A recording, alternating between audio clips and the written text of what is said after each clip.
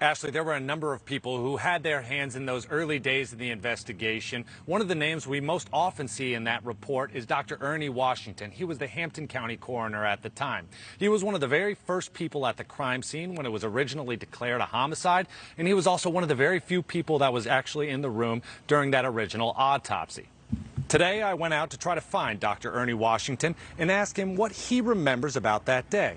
Retired and well into his 70s, Dr. Washington didn't answer his door when I knocked. His neighbors tell me he had a stroke a few years ago and mostly stays quiet at home. But when I knocked on his son's door, he answered. He wouldn't tell me how I could reach his father, and he had to remain secretive about the details he was privy to.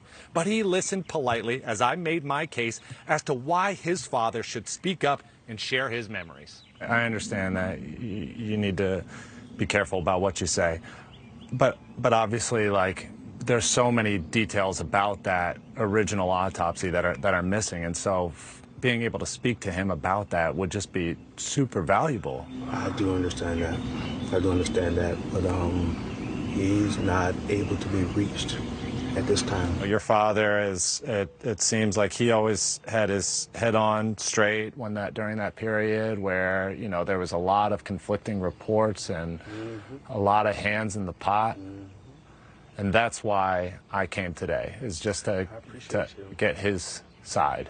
I appreciate you for that, but he's retired now, and we're just trying to keep him calm in the midst of his retirement. So, but I will be sure to give this to the family. With all the stuff that's going around here, we need to know. Everybody needs to know the truth. But that's what I'm here for. Okay.